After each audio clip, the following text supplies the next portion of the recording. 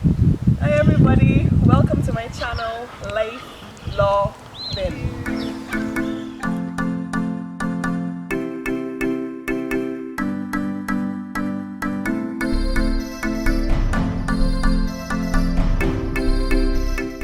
So, I must ask you then, what prompted your move from home, Grenada, sweet home, to the UK?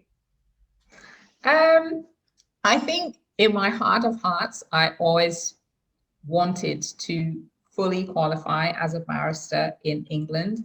That's what I'd always wanted since probably I was about 10 years old. I'd wanted to be a barrister.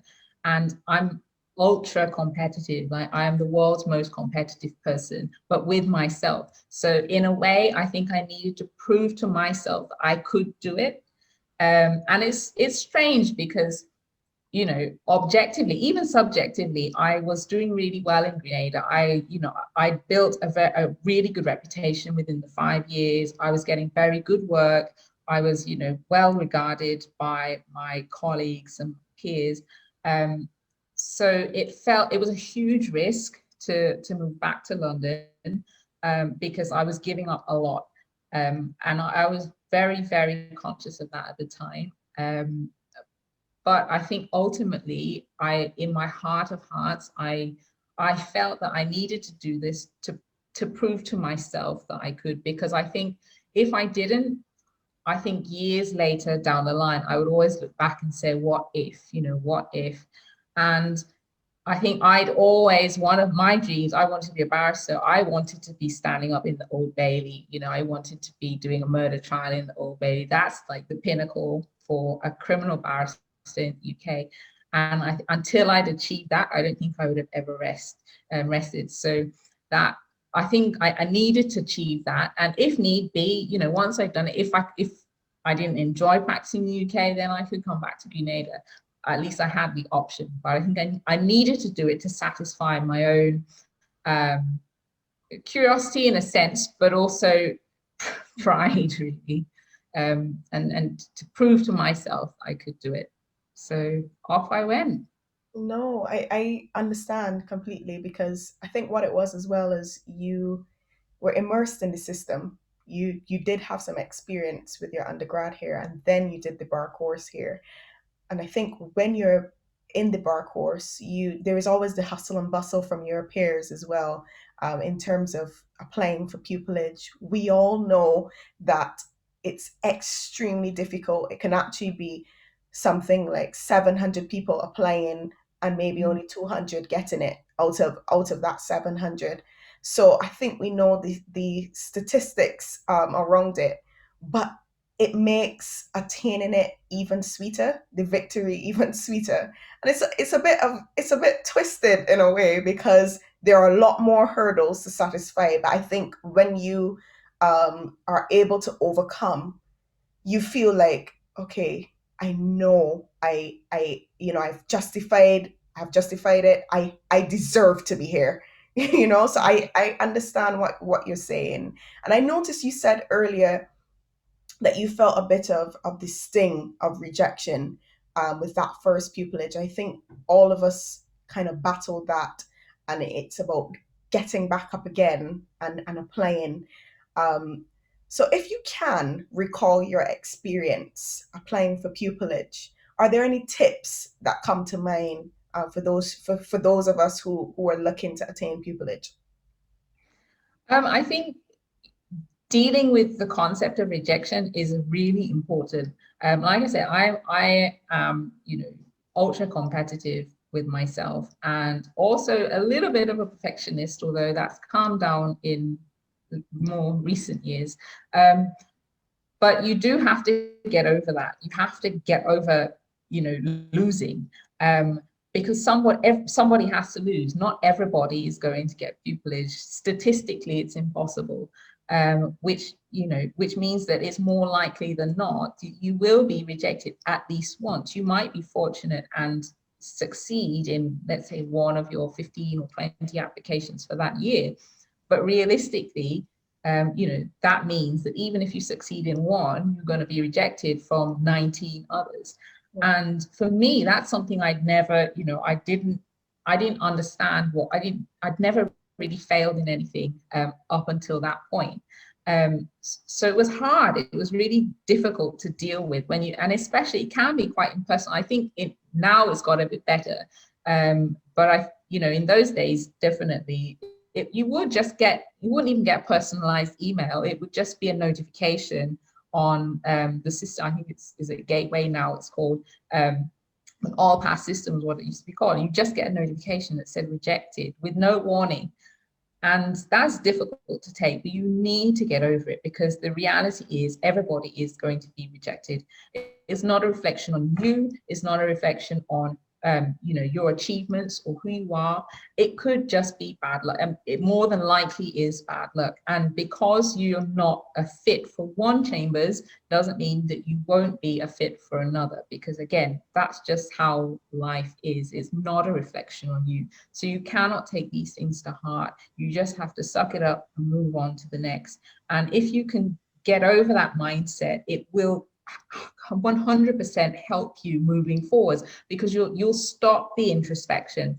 I think I speak to a lot of students now through Gray's Inn or just generally, and I mentor quite a few students as well. So I know that there's this huge introspective process that goes on, and students asking themselves, well, what did I do wrong? Or was it because I said this? Or was it because I done that? It's like, well, you're never going to know unless you're told specifically, this is where you went wrong. It could just be that there were some people that were, better, I say better, but more of a fit for whatever reason. Or realistic, the reality is, and I sit on pupillage interview panels as well. So the reality is you probably got 5 people who are absolutely stellar, outstanding for one place, and only one of them can get it. How do you choose? It's very, very difficult to choose between,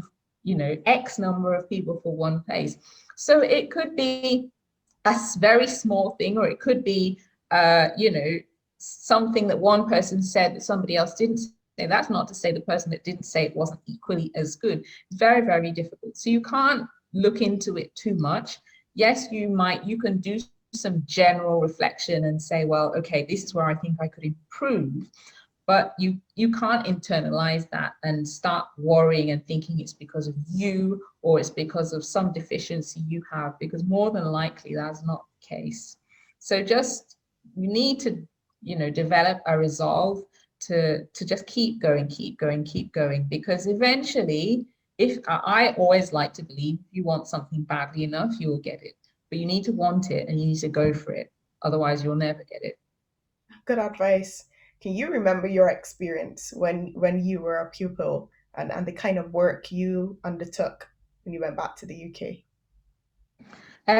Yeah, for me, it was interesting, because by the time I only had to do a 6-month pupillage because I was already qualified and practiced in Grenada, so it was reduced. It was interesting in the sense that I was already a qualified lawyer, and practicing Grenada, the Grenada legal system is not very different to in the UK. So it was very similar to the things I've been doing, but at a much lower level. So I was, as a pupil, for example, I was doing, going to the magistrate's court and doing very simple bail applications and so on, when I'd been in the Court of Appeal already in Grenada, on my own. So it was strange, and it took a lot of adapting. But again, it was one of those suck it up situations. Suck it up and do it. This is what you need to do to get where you want to be. So you just have to do it. But it was tough. It was tough. I think it's supposed to be tough because you are being trained. There were some things I had to learn afresh, things that I hadn't done. And the law in Grenada and in the UK is similar, but procedurally there are differences. So I had to learn those things anew. And so that, there were challenges in that. But I think the advantage I had is that I didn't have the nervousness that comes with pupillage generally. And I know a lot of people say, you know, they get very nervous before they go on their feet for the first time or before they start their second six. I could not wait. I was so anxious to be back in court because by that stage, I think I'd been out of court for about 9 months. I hadn't stepped, you know, I'd been in court, but I hadn't been on my feet for about 9 months. And I was so anxious to get back in court. And I remember my first case as a second six pupil, and my clerk said to me, it's a 2-day trial in the youth court. And he said, oh, you know, I normally we wouldn't give a second six pupil a trial to do first off. You'd be doing a bail application. He said, are you going to be okay? And it's 2 days. And it was a multi-handed trial as well. I was so happy. I just said, no, give it. It's fine. It's fine. It's going to be great. I could not wait. I was so excited. I had none of the nervousness. There was none of the, you know, I was just so happy to be back in court. And so that was a huge advantage. And it was great that I'd done it that way around as well. I mean, it's not the conventional way. But it was great because I did, you know, it was one less thing for me to worry about. There were other things I had to deal with and other issues I had to deal with, but that was not one of them because all I wanted was, it's something I knew I could do, you know. I had to learn other stuff, but I know that I can go to court and I can stand up and I can do it. So that's something I already know. So no, it was great. So all in all, pupillage for me was not the traditional experience, I think, for a pupil. But I think because of my experience, there were other things that I had to deal with or reconcile. You know, that's standing back and stepping back, coming back a few steps was not easy. But all in all, I think the best way to describe pupillage is it's a necessary evil. Everyone has to go through it, even if you can, even if you know that you can do it or you think you can do it, you still have to go through it. So it's a necessary evil. I think you just have to survive the experience because it's tough. It's not easy. It's supposed to be tough. It's supposed to push you. But once you've got past it, you know, there's no looking back. There's no looking back. So it's a bit like bar school. You know, you have to do it. Just do it, get it over with, and then there's no looking back. It can't be taken away from you. So Ayanna, I know also that you do some work in serious and organized crime and financial crime, as well as financial services regulation. How's that? Can you explain the nature of your work in those kinds of areas? Yeah, I'd say at the moment my practice is probably about 1/3 serious crime or crime generally, general crime, 1/3 financial crime, and then about 1/3 or maybe just under, I do professional discipline work as well. So the crime generally, it could be anything. I prosecute and defend, and you know, it could be anything from murder. I do a lot of drugs cases, prosecuting and defending again. I mean, I think in my heart, it's the part of practice that I do like. You know, I'm a trial advocate. That's what I do well. I do it well, I like to think. And there's nothing like the feeling of being in a trial, you know, giving your speech to the jury. I love that. There's an adrenaline that comes with that I don't think you can get anywhere else. You know, the feeling of waiting for the jury to come back with their verdict is something that, again, is a completely unparalleled. And people I was surprised once I was being led by a very senior QC, and they were, you know, we were waiting for the jury, and then you hear a tannoy and you say, oh, all parties to court, whatever. And we suspected it's because there was a verdict. And this CQC was nervous. And I said to them, are you nervous? And they said, I never stop getting nervous about juries. And I thought, wow, because I thought I was the only person. But it is, you feel it in your stomach, this nervousness. And that's amazing. Well, like, what job do you do that you makes you feel that way? It's absolutely amazing. So I love that. But I also do a lot more what I call paperwork, so advisory work, which tends to be like white collar crime, so fraud or money laundering. And so I'll advise, for example, it could be corporate clients or institutions on their money laundering. It could be money, it could be general money laundering, anti-money laundering obligations, or it could be that an organization is conducting an internal investigation into suspicions of poor regulatory practice, and you will be advising them based on documents that you've seen and read and so on. And that's, it's not really court. It can end up in court, but it tends to be more, written advisory work. I like that because it's almost the antidote to the cut and thrust of being in court and trial. And I found that as I progress in my career, I'm tending to move more in that direction. You spoke about well-being. It's you have a lot more control over your life, I think, with a paper-based practice, much more so than court, because court is very unpredictable. You can expect to be in court tomorrow and then find out at the last minute that it's not going ahead. Or, you might turn up to court and your client decides to plead guilty, in which case the trial that you thought was going to be lasting for 6 weeks is no longer, and you now have a big hole in your diary for the next 6 weeks. So it's quite unpredictable. Whereas when you're doing advisory work, it's much more predictable. You can set your hours in a much clearer way. You work just as hard and as long hours, but at least it can be much more on your terms, which I find helps definitely in terms of working out, a work-life balance, whatever that is. But Oh, that's helpful. Are there any particular skills then that you'd say students should try to hone, if they plan to venture into these areas, any of these practice areas? I think organization is really key. It's, you really need to be organized. I think in whatever practice area whatever area you practice in, you do need to have good organizational skills. And I think especially in the early stages of your career, because it's going to be very fast paced, especially if you practice in crime,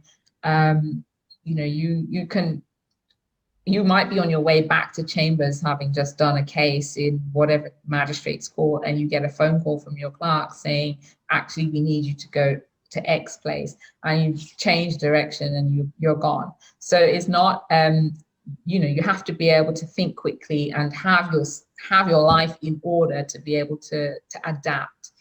I think, you have to be prepared to work hard.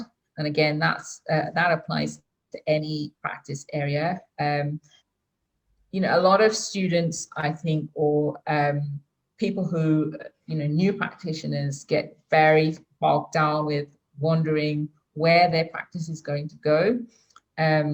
I think you should go with the flow. I think, to a degree, it's good to have some idea of what you want to do, but if you don't, I think you shouldn't panic about that either, because a lot of people say, and I've found it to be the case myself, that your area finds you as opposed to you finding it. And I think it's, there are some extremes, but generally speaking, it doesn't, there are few areas that you can go into that you can't come out of. So if you go into a particular, I don't know, tax or something, and you find actually this is not what I want to do, it's not the end of the world. There are transitions you can make. Okay, it might be difficult to go from tax to crime directly, but there are transitions that you can make that you could eventually end up in a completely different area. And it happens to a lot of people. So I think don't get too worried about where am I going? What is my career going to look like? Just, go with the flow a little bit, and I think your practice area will find you. I think if you have the opportunity to do, for example, a mixed pupillage or a general common law pupillage, where you're exposed to as many practice areas as possible, that helps because it gives you an idea of what you'll get an idea of what you like and what you don't like naturally. I think I was lucky in that when I practiced in Grenada, I had a very mixed practice initially. So there were certain areas that I knew straight away that this is not what I want to do. I don't like this. And so it was easy to rule them out and to narrow down what it was that you actually wanted to practice in. But even now, I find, I've been practicing 11 and a bit years now. And even now, I find myself adapting, and my practice is progressing and adapting in ways that I hadn't anticipated myself. That's interesting. I think it's captivating as well because I feel like at that pupillage stage as well, many of us start to get concerned about putting down in that little box which area you think you should practice in, when half of us really don't know, even if you've done a million minis, that 1 day or 2 day visit, or maybe three. I don't think really does tell you well, this is the area for you. So I think many of us do kind of get bogged down on which practice area to record. So I think I think that advice is very helpful, and it should take the pressure off of choosing a practice area to place on your application form. I think it's more about being open minded at this stage Definitely. more than anything else. Definitely. Well, Ayanna, it was such a pleasure talking with you today. I always find that there is beauty really in different people's stories to the bar. It really does show that there is a need for diversity, and I mean diversity in terms of experiences and backgrounds, especially. So I'm really grateful for you for coming on the show. It's long overdue, but I'm happy I'm happy that you're here today. Thank you so much, Nia, for having me. It is long overdue, but no, I was absolutely thrilled to be asked and very happy to help in any way that I can. Thank you. Thanks everyone, and we'll see you on the next video.